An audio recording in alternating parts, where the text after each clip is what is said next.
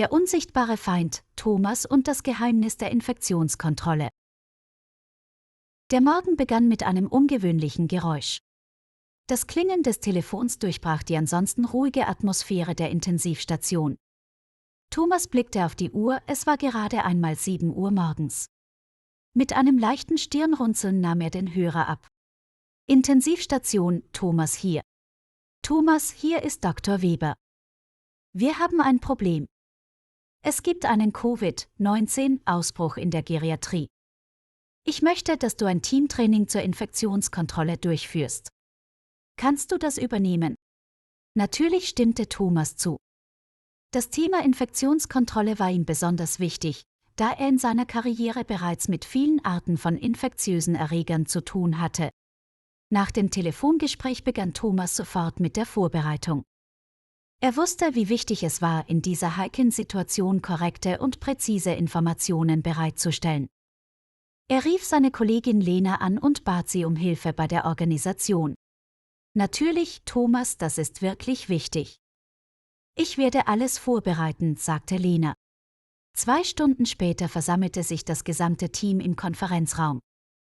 Die Stimmung war ernst, aber gleichzeitig gespannt. Thomas trat vor die Gruppe. Danke, dass ihr alle hier seid. Wie die meisten von euch wissen, haben wir einen Covid-19-Ausbruch in der Geriatrie. Das ist aber nur die Spitze des Eisbergs. Wir sind täglich potenziellen Risiken ausgesetzt. Heute werden wir über Infektionskontrolle sprechen.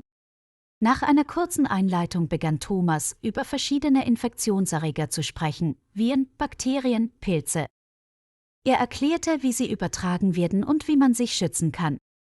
Das Wichtigste ist das Händewaschen und die korrekte Verwendung von persönlicher Schutzausrüstung. Vergesst das nie. Während des Vortrags stellten die Kollegen Fragen. Besonders die jüngeren Teammitglieder zeigten großes Interesse.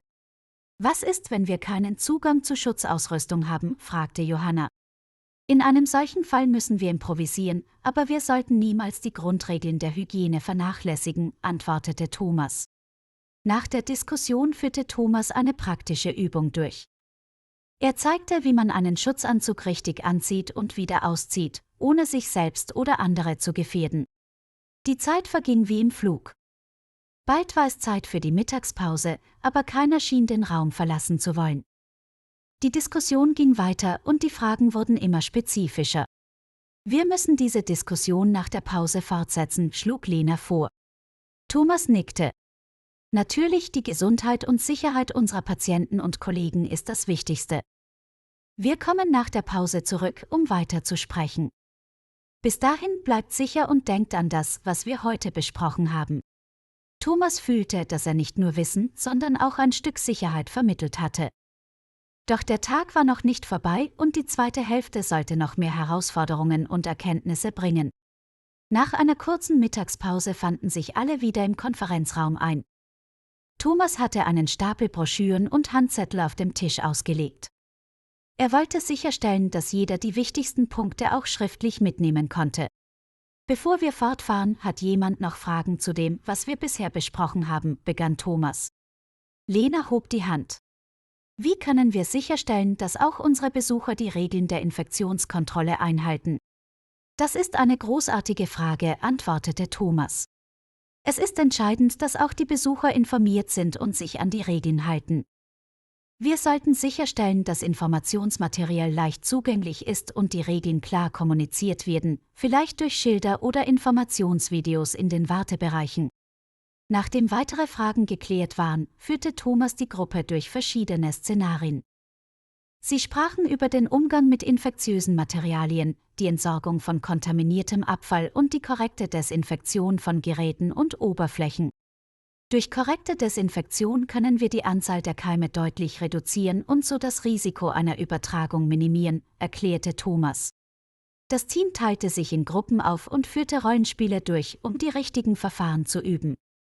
Lena spielte die Rolle einer infizierten Patientin, während ein anderer Kollege versuchte, sie sicher zu isolieren. Sehr gut gemacht, lobte Thomas.